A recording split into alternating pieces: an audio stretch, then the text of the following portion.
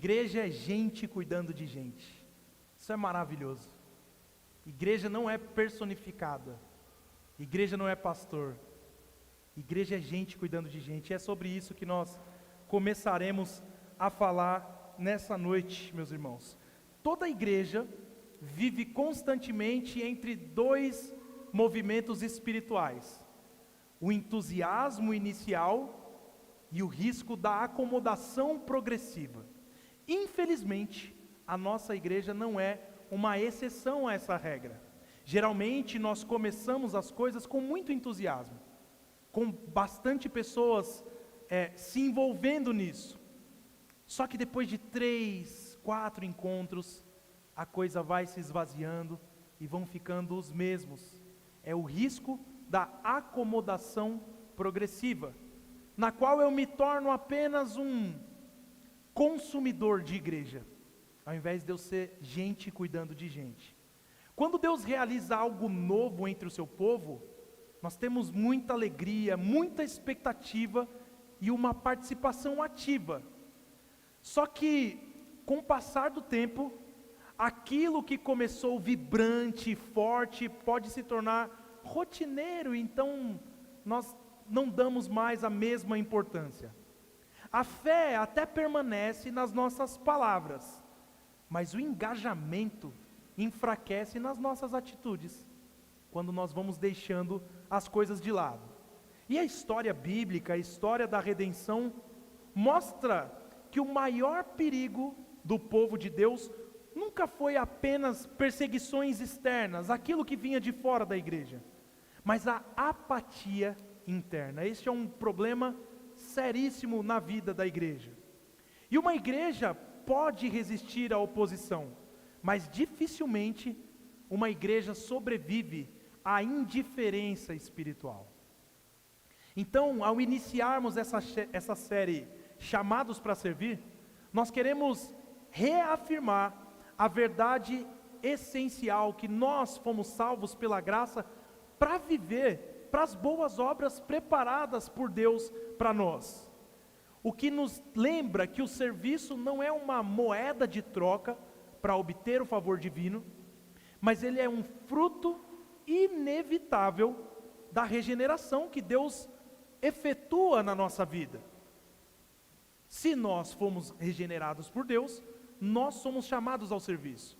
E ao longo dessas próximas mensagens do mês de março, nós refletiremos sobre 4 expressões concretas desse chamado, que é servir no engajamento, servir na generosidade, servir no acolhimento e servir na liderança. Não trataremos de programas específicos de igreja, mas da nossa postura espiritual como igreja. Não de ativismo religioso em que nós estamos envolvidos em tudo porque gostamos do trabalho, mas de fidelidade pactual ao nosso chamado como filhos de Deus. E nesta primeira mensagem, o foco será um engajamento como serviço na casa de Deus, como serviço na igreja. E nós pensaremos em um texto que se encontra em um profeta menor chamado Ageu, e é um texto que nos conduz a um momento em que o povo do Senhor havia sido restaurado do exílio, mas mesmo tendo sido restaurado, saindo do exílio, era um povo que estava espiritualmente acomodado. O templo do Senhor permanecia em ruínas, enquanto a vida pessoal das pessoas prosperava, ia de vento em popa. Por meio do profeta, Deus confronta, Deus chama ao arrependimento e Deus desperta o espírito do povo para ação concreta. E é nesse movimento, da negligência ao despertamento, que nós aprenderemos que Deus nos chama a priorizar a sua obra com ação imediata. Então, meus irmãos, o tema da nossa mensagem de hoje é chamados para servir no engajamento, e em resumo, nós veremos que Deus nos chama a priorizar sua obra com ação imediata. Deus nos chama a priorizar a sua obra com ação imediata. Em primeiro lugar, nós veremos que quando não priorizamos a obra de Deus, revelamos um coração desengajado. Eu convido você a abrir sua Bíblia, também vai estar projetado aqui se você quiser acompanhar, nós leremos Ageu capítulo 1 e, em princípio, leremos dos versos 1 a 4. Ageu capítulo 1, versos do 1 a 4, assim diz a leitura da palavra do Senhor. No segundo ano do reinado de Dario, no sexto mês, no primeiro dia do mês, por meio do profeta Ageu, a palavra do Senhor veio a Zorobabel, filho de Salatiel, governador de Judá, e a Josué, filho de Josadaque, o sumo sacerdote, dizendo: assim diz o Senhor dos exércitos, este povo diz, ainda não chegou o tempo em que a casa do Senhor deve ser reconstruída. Por isso, a palavra do Senhor veio por meio do profeta Ageu, dizendo: acaso é tempo de vocês morarem em casas luxuosas, enquanto este templo permanece em ruínas? Até aqui, por enquanto, a palavra do Senhor. Nós temos crianças estão com alguma coisa para anotar lá? Eu esqueci de mandar os desenhos, né? Ixi, gente. Oi? Eles desenham, então vamos lá, crianças. Eu quero que vocês desenhem uma pessoa sentada em uma linda poltrona, ao lado de uma igreja toda quebrada. Uma pessoa sentada numa linda poltrona, ao lado de uma igreja toda quebrada. Vamos lá então, meus irmãos. Ageu foi o primeiro profeta levantado por Deus após o retorno do exílio babilônico, o que aconteceu em 520 a.C., quando o povo já estava novamente em sua terra, em Jerusalém, mas estava espiritualmente acomodado. Eles haviam voltado com um propósito claro, dado por Deus, de reconstruir o templo, porque o templo, no Antigo Testamento, era o símbolo visível da presença pactual de Deus no meio da nação. Porém, diante de oposição externa que eles passavam ali, e distrações internas dentro do próprio povo, eles interromperam a obra. Sabe por quanto tempo? 16 anos. A obra do templo do Senhor ficou parada por 16 anos. O templo representava o centro da comunhão da aliança. Então, deixar o templo em ruínas não era apenas uma negligência arquitetônica. Olha, o templo está feio e nós precisamos arrumá-lo. Era sinal de que a glória de Deus havia deixado de ocupar o primeiro lugar no coração do povo. Era isso que demonstrava a atitude do povo neste momento. E a palavra do Senhor veio de forma específica e datada, no segundo ano do rei Dario. O que nos lembra que Deus age na história real. Deus não é algo teórico para nós apenas ouvirmos no domingo. Ele age em dias comuns, em contextos políticos e sociais concretos. A fé bíblica não é uma fé abstrata. Deus fala dentro da rotina da vida. Deus intervém quando o povo está trabalhando, construindo, negociando, vivendo, fazendo a sua vida normal, a sua rotina normal. E é exatamente nesse cotidiano que o Senhor confronta o coração deles. A mensagem, como nós vimos, foi dirigida a Zorobabel, que era nada mais, nada menos do que o governador, e a Josué, que era o sumo sacerdote. O que nos mostra que liderança é algo importante. Quando há estagnação espiritual no povo, ela também passa pela responsabilidade dos seus líderes, que vivem acomodados com isso. Mas o texto deixa claro que a culpa não era exclusivamente deles.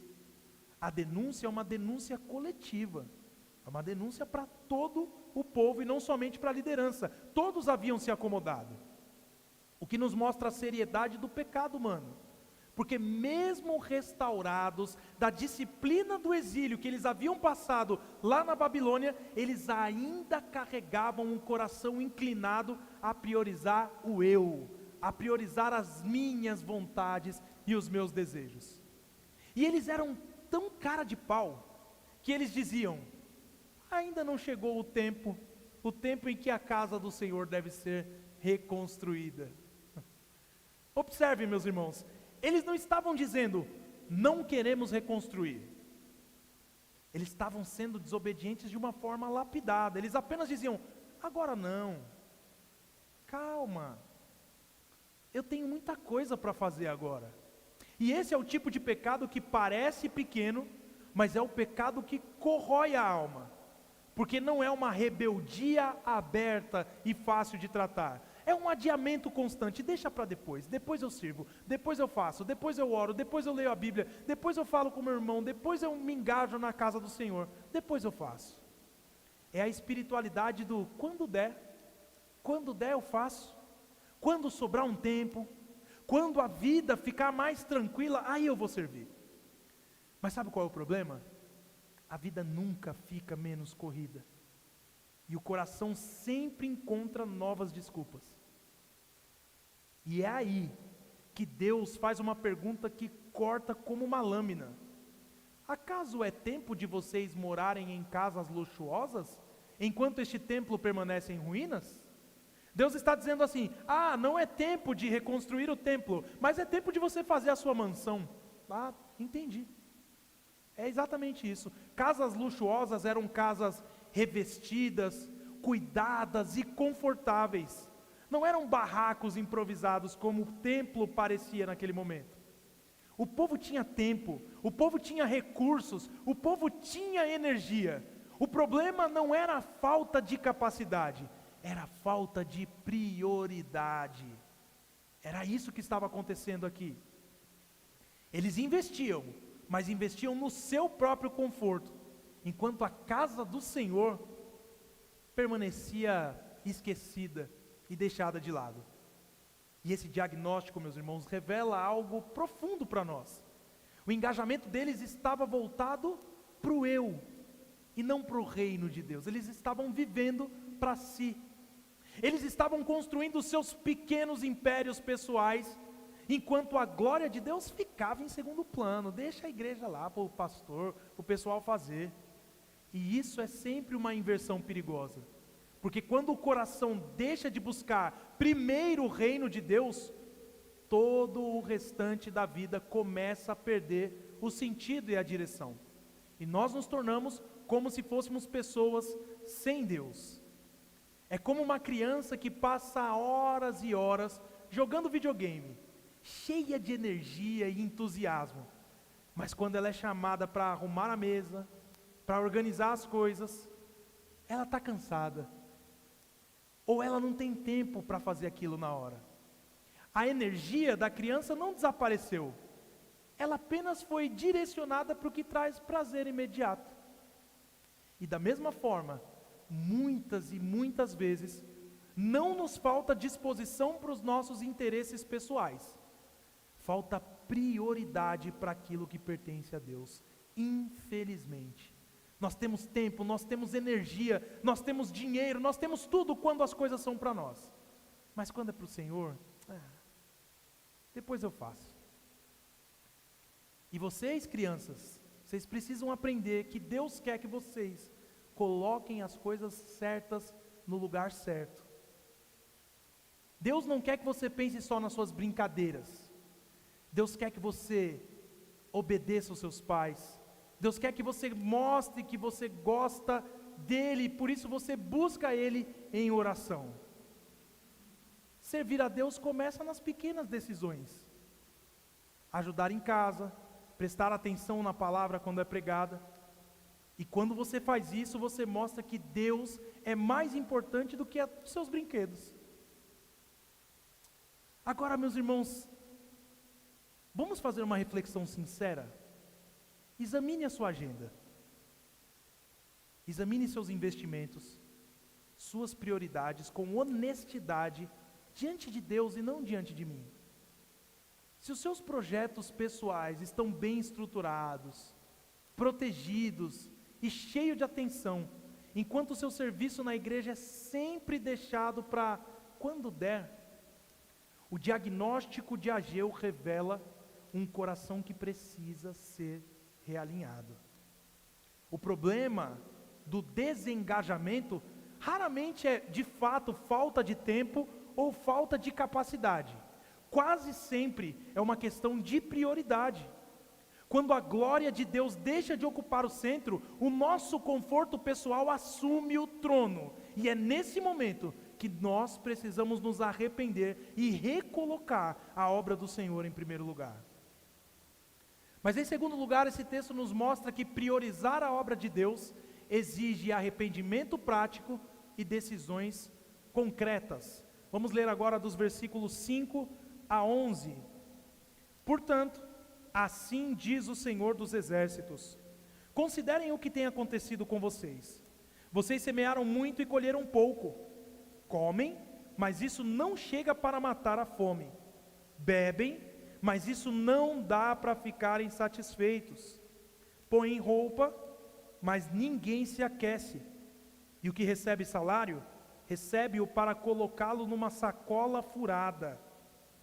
Assim diz o Senhor dos Exércitos: considerem o que tem acontecido com vocês. Vão até o monte, tragam madeira e reconstruam o templo. Dele me agradarei e serei glorificado, diz o Senhor. Vocês esperavam que fosse muito, mas o que veio foi pouco. E esse pouco, quando o levaram para casa, eu o dissipei como um sopro. E por quê? Pergunta o Senhor dos Exércitos. Porque o meu templo permanece em ruínas, enquanto cada um de vocês corre por causa de sua própria casa. Por isso, os céus retêm o seu orvalho, e a terra não produz os seus frutos. Fiz vir a seca sobre a terra e sobre os montes, sobre o cereal, sobre o vinho, sobre o azeite, sobre o que o solo produz, sobre as pessoas, sobre os animais e sobre todo o trabalho das mãos. Pesado, irmãos. É Deus, o próprio Deus, falando aqui. Vejam aquilo que Deus está falando para nós. Nestes versículos, Deus faz uma conexão direta entre a ruína do templo e a crise econômica que o povo estava passando ali. Eles estavam enfrentando colheitas frustradas, escassez e instabilidade financeira. E isso não era coincidência. Na verdade, essa situação nos lembra das advertências da aliança lá em Levítico e em Deuteronômio, em que Deus havia prometido que a desobediência resultaria em frustração material. Então nós aprendemos que Deus é soberano sobre cada detalhe da providência. Ele que governa a economia, o clima, os negócios e as circunstâncias da vida comum. E em sua graça, na graça de Deus, às vezes Ele permite frustrações com o propósito de despertar o coração do seu povo. Deus repete a ordem que Ele já havia dado no primeiro bloco: considerem o que tem acontecido com vocês. E a expressão hebraica aqui carrega a ideia de colocar o coração sobre algo, refletir seriamente sobre aquilo que está sendo falado, parar a correria e avaliar por que aquilo está acontecendo. O povo precisava enxergar a relação entre suas escolhas espirituais e as suas frustrações práticas. Eles trabalhavam profundamente, mas eles colhiam pouco. Eles produziam muito, mas eles desfrutavam muito pouco daquilo que eles produziam. Eles estavam sempre ocupados, mas estavam sempre insatisfeitos. Era uma vida de esforço constante e retorno mínimo. Qualquer semelhança não é mera coincidência. E o retrato que Deus pinta é um retrato profundamente atual. Semeiam muito e colhem pouco, comem, mas não se fartam, vestem-se, mas não se aquecem. Essa é a descrição de uma vida marcada pela sensação de nunca ser suficiente. E quantos de nós não passamos por isso? Estamos sempre insatisfeitos com as coisas, sempre falta algo, sempre há mais uma meta, sempre há mais uma conta a pagar, sempre há mais uma preocupação. E isso faz com que a vida se torne uma corrida interminável, que nunca entrega a satisfação prometida. Nós queremos chegar no topo, e quando nós chegamos no topo, nós vemos que o topo é apenas um vazio, não tem nada. porque o nosso propósito está no lugar errado. E aí Deus traz uma imagem que é a imagem de uma sacola furada. É uma imagem forte nesse texto. O salário era colocado em uma bolsa que parecia segura, mas que tinha um furo invisível. Então o dinheiro simplesmente desaparecia.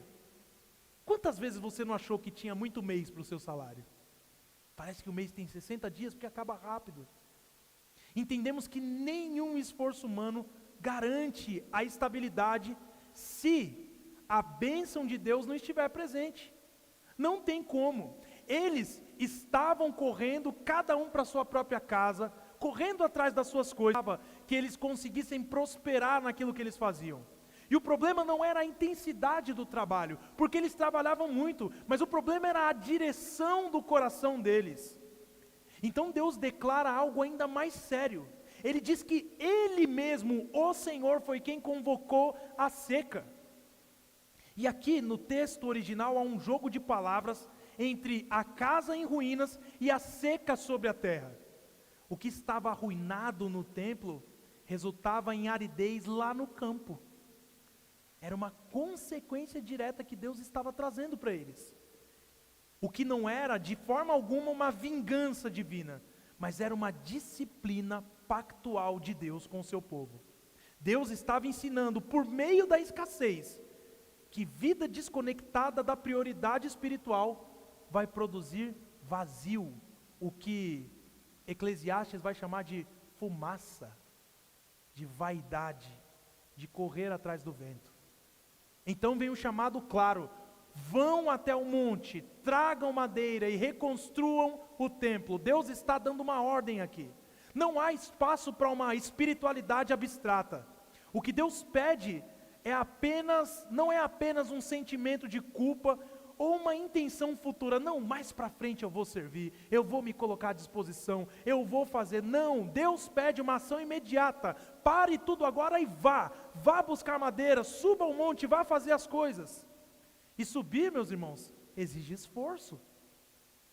Subir exige esforço. Trazer madeira exige trabalho. Edificar exige constância. Se você começa a edificar algo hoje e você para, aquilo vai ficar abandonado. Experimente cortar um pouquinho do mato hoje e deixar um tempo para você ir lá de novo. Quando você voltar, cresceu de novo. Nós precisamos ser constantes. O arrependimento verdadeiro é algo visível. Você vai identificar e as pessoas ao seu redor vão identificar. O arrependimento vai alterar a sua agenda. O arrependimento vai mudar a sua rotina e vai redirecionar as suas forças. E por fim, Deus declara que se agradará e será glorificado. O engajamento não é apenas benéfico para o povo, não é apenas benéfico para a igreja, ele glorifica o Senhor. Quando a obra de Deus volta ao centro, a vida comum ganha sentido. Deus fez tudo com propósito, irmãos, e quando nós saímos desse propósito dele, nós ficamos desregulados.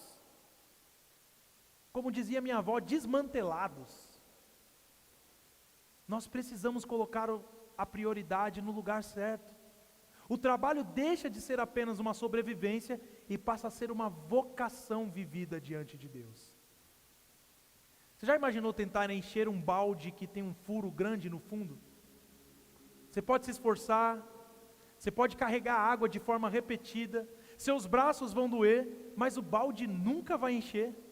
E o problema não está na quantidade de água transportada, mas na estrutura que está quebrada. Enquanto o furo não for consertado, todo o esforço será frustrante. E assim é a nossa vida quando Deus não ocupa o lugar de prioridade. Muito esforço e pouca satisfação. Talvez você esteja vivendo exatamente essa sensação. Você trabalha muito, você conquista coisas, mas você nunca se sente satisfeito. Sempre parece que falta algo. Por que será? Antes de culpar o sistema, antes de culpar a economia, antes de culpar as circunstâncias, ouça a voz de Deus dizendo: considerem o que tem acontecido com vocês.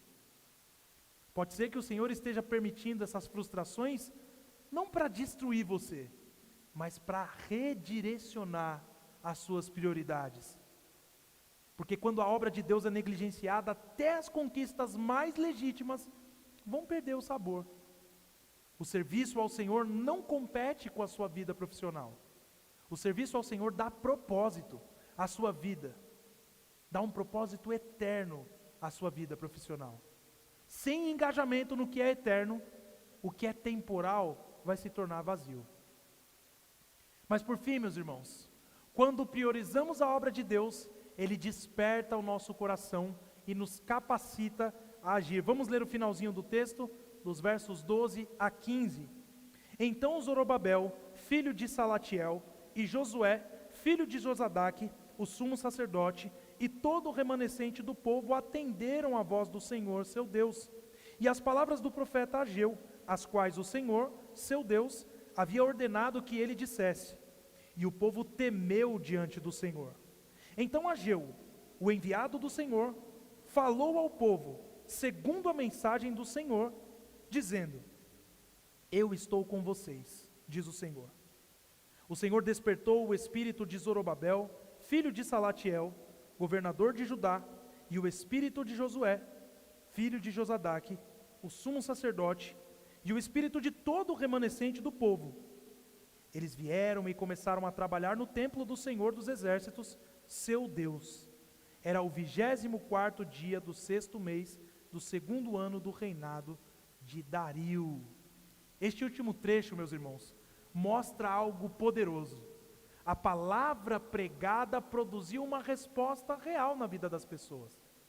Ela não ficou apenas no discurso. Tanto os líderes como o povo ouviram a mensagem de Ageu e reagiram a essa mensagem. Nós vemos através disso a eficácia da palavra de Deus quando aplicada pelo Espírito Santo. E também percebemos um padrão: Deus nunca abandona o seu propósito. Mesmo depois de longos períodos de apatia espiritual, Deus levanta líderes, preserva um remanescente e move corações para cumprir sua vocação, a sua vontade soberana. Então a obra pode parecer parada aos nossos olhos, mas Deus nunca perde o controle do canteiro. O texto diz que eles atenderam a voz do Senhor, seu Deus, e temeram diante do Senhor. Esse temor aqui não é comparado com um pânico descontrolado, mas é uma reverência profunda àquilo que Deus havia falado. Era perceber: nós erramos, nós negligenciamos o que era santo. Eles enxergaram a santidade de Deus e enxergaram também a própria culpa. E o engajamento começa aí, quando o coração deixa de se justificar e passa a se humilhar. Queridos, não há serviço verdadeiro sem uma escuta atenta da palavra. Esse temor não paralisou as pessoas. Esse temor alinhou as pessoas à vontade de Deus. Hoje, muitos confundem engajamento com ativismo agitado. Mas aqui, nós vemos outra coisa. Primeiro eles ouviram, depois eles temeram, e só depois eles agiram.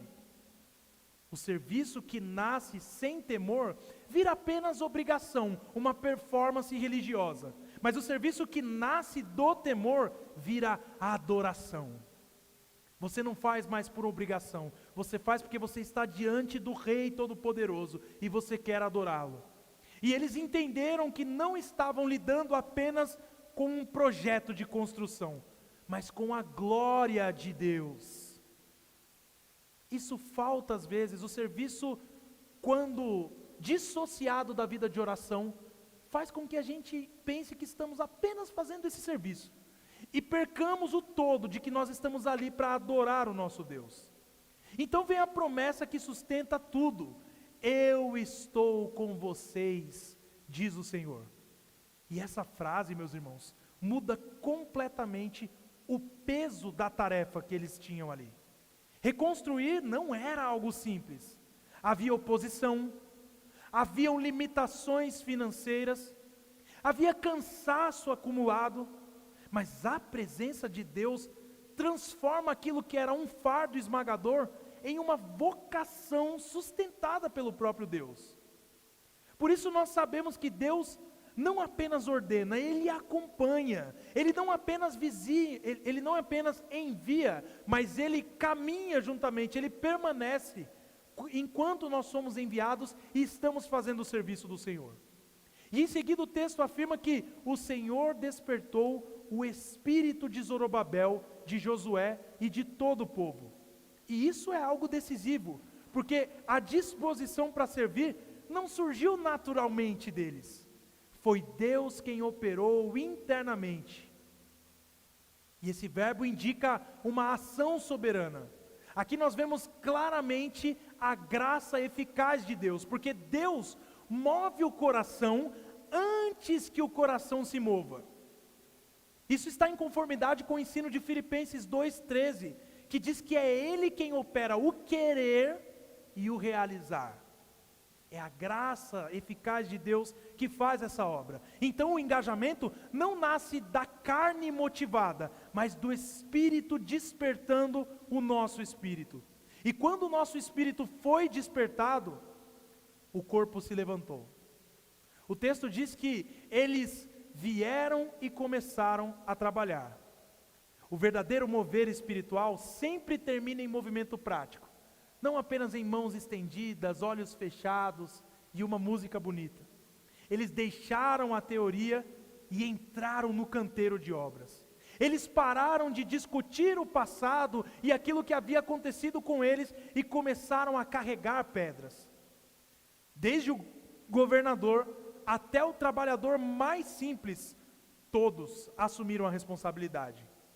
O que nos mostra que o reino de Deus não é construído por espectadores, pessoas que apenas veem o movimento acontecendo.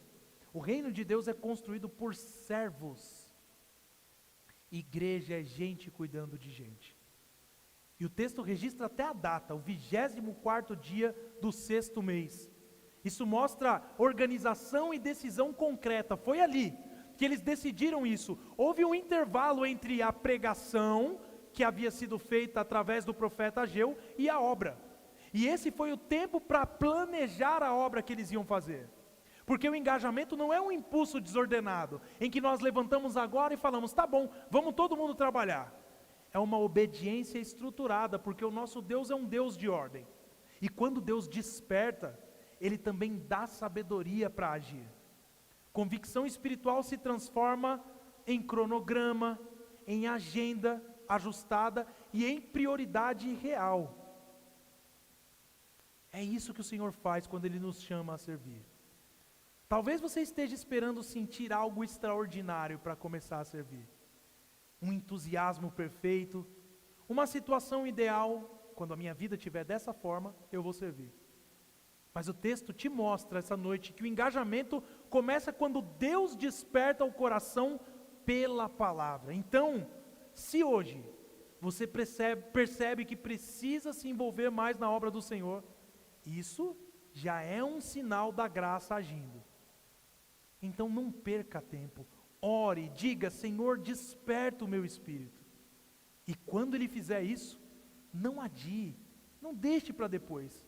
Ajuste a sua agenda, reorganize as suas prioridades, entre no campo de trabalho, porque a presença do Senhor é suficiente para sustentar cada passo que você vai dar. Mas isso, não apenas por uma escolha sua, e sim porque Cristo é o verdadeiro templo e o verdadeiro servo perfeito que nunca colocou a sua própria vontade acima da vontade do Pai. Ele não adiou a sua missão, mas Ele se entregou completamente por nossa redenção. E enquanto o nosso coração tende ao conforto, à autopreservação, Jesus caminhou decididamente para a cruz, priorizando a glória de Deus e a salvação do seu povo.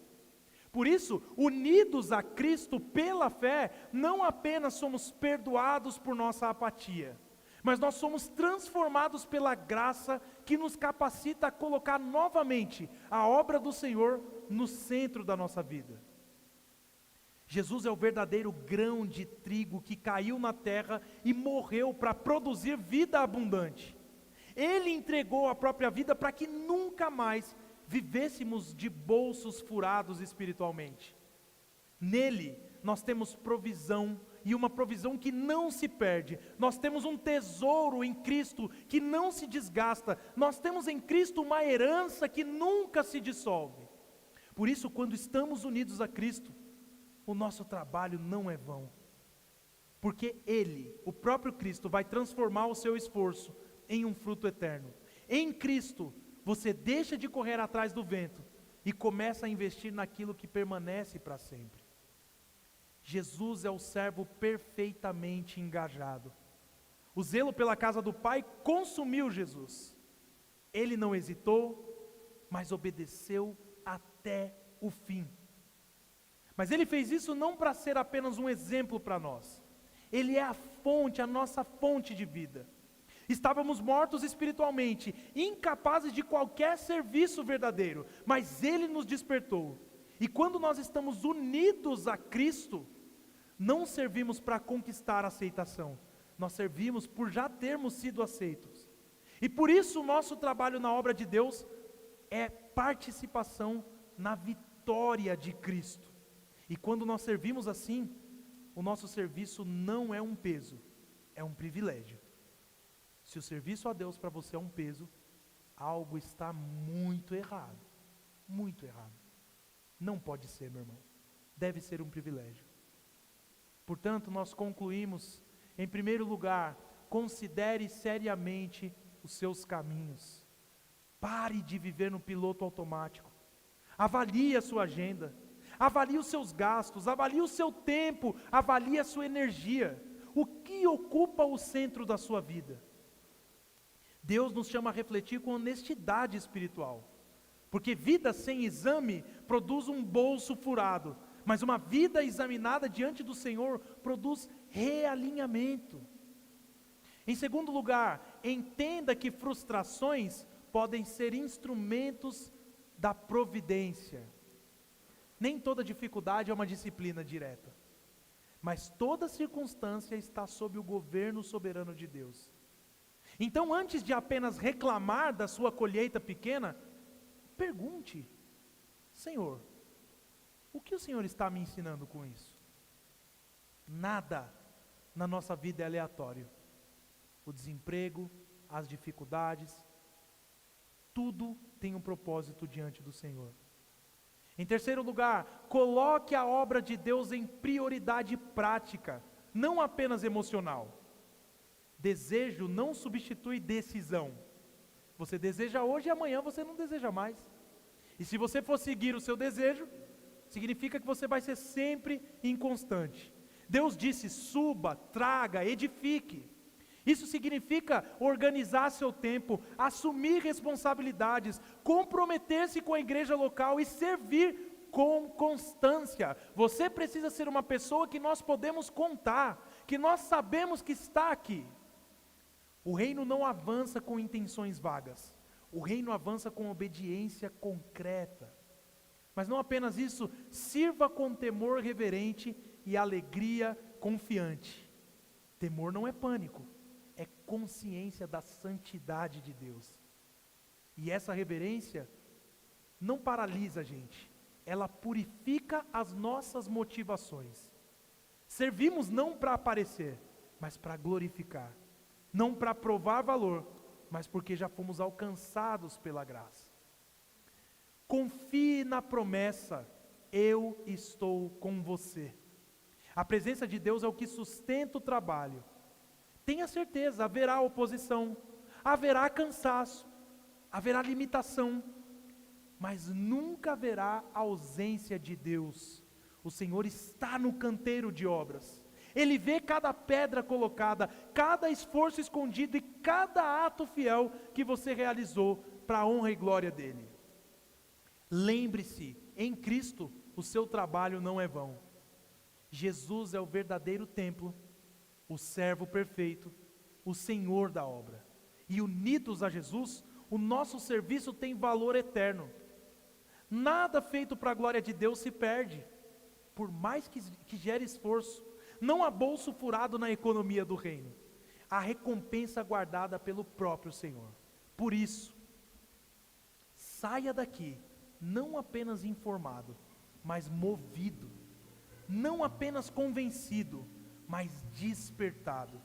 Que as suas mãos, que a sua agenda, que o seu coração estejam engajados naquilo que realmente permanece. Isso só é possível quando nós colocamos esse propósito diante de Deus.